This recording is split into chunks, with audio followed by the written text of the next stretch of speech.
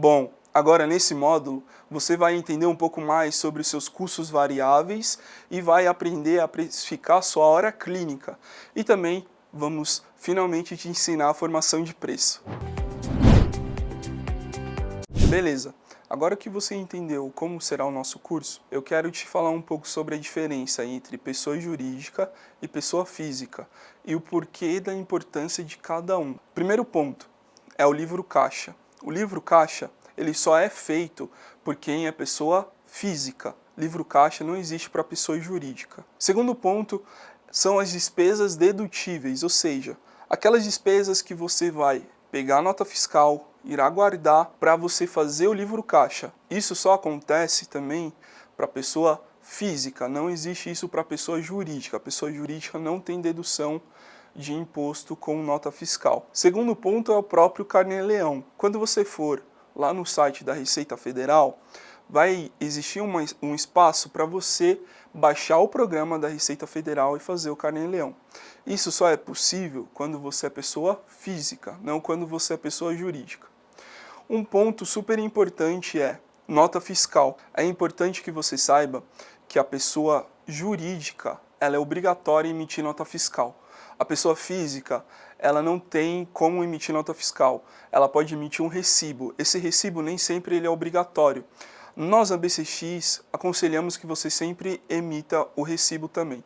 Nele estarão todas as despesas que o seu paciente fez com você. O que acontece é, no imposto de renda, todo mundo vai passar por ele. O imposto de renda sobre pessoa física e a pessoa jurídica acontece da mesma forma. No final do ano fiscal, você tem que ir lá e declarar o que você recebeu, os seus patrimônios, tudo certo. Um detalhe importante é que para você ter nome fantasia, você tem que ter um CNPJ.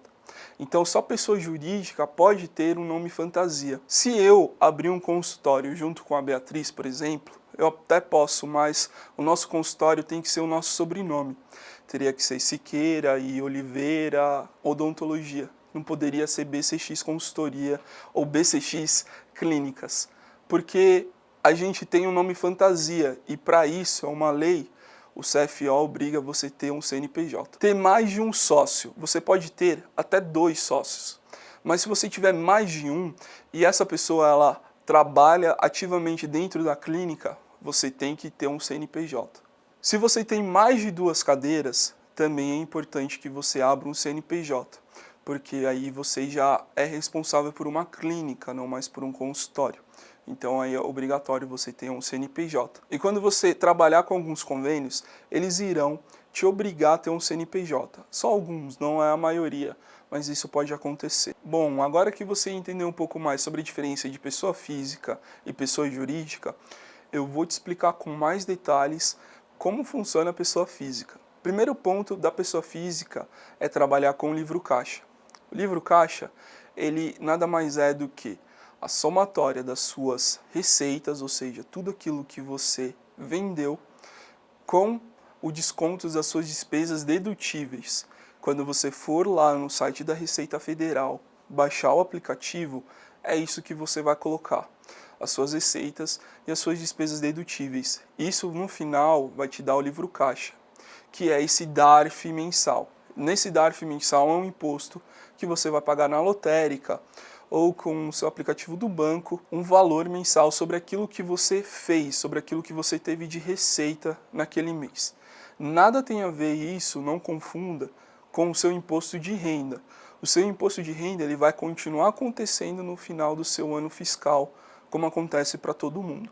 Primeiro ponto, o que é dedutível? O que são essas despesas dedutíveis que a gente tanto fala? Tudo que é relacionado ao seu trabalho, tudo que é relacionado à sua profissão, à sua ocupação é dedutível.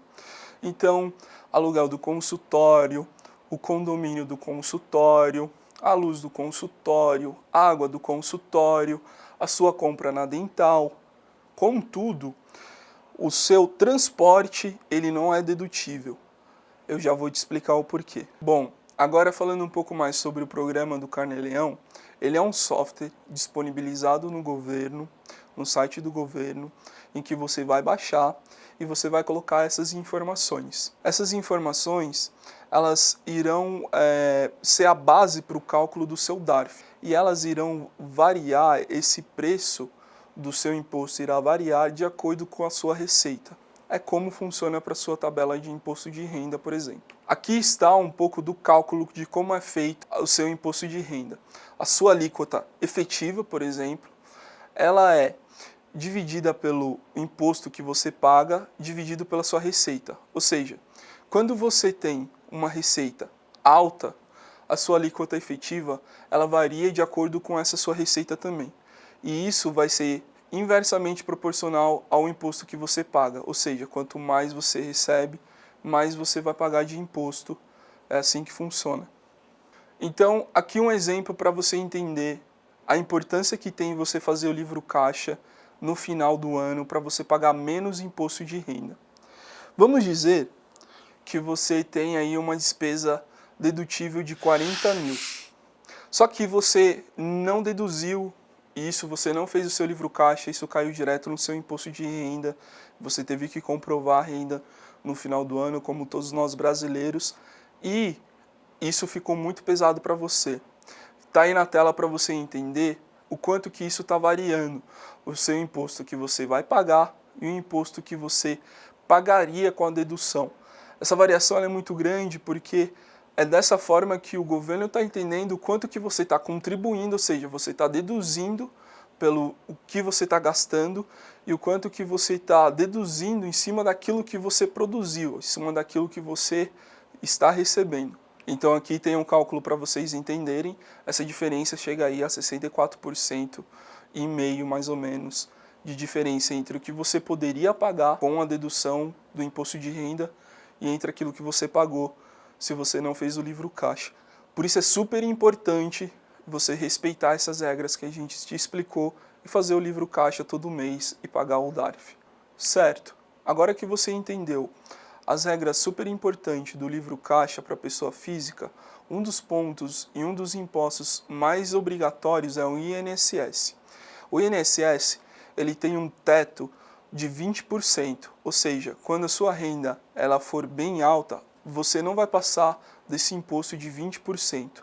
Ou seja, quando o seu salário for equivalente aos 5.600, o seu limite de pagamento vai ser por volta de 1.200.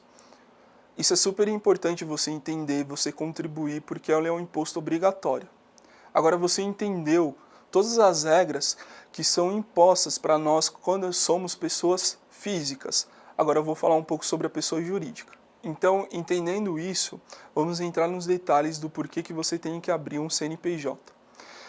Primeiro ponto é a regularização burocrática. Então, para você ter um nome fantasia, como eu expliquei, quando você tem a necessidade de ter mais de um sócio, ou seja, ter mais de um dentista parceiro dentro da clínica, ou quando você tem até 3 cadeiras trabalhando dentro da clínica, é obrigatório você ter um CNPJ. Para você ter uma regularização de uma secretária, uma técnica ASB, é obrigatório você ter um CNPJ. Sabendo disso, como são as formas de enquadramento desse CNPJ? Atualmente, como eu expliquei para vocês, existem 3. O Simples Nacional, o lucro presumido e o lucro real. Sendo que o Simples Nacional, existem 2 formas de enquadramento, o anexo 3 e o anexo 4. Legal, para eu te explicar com um pouco mais de detalhe, eu vou usar a nossa tabela de impostos no Excel. Lá você vai acompanhar comigo a forma de enquadrar em relação às suas despesas e às suas receitas.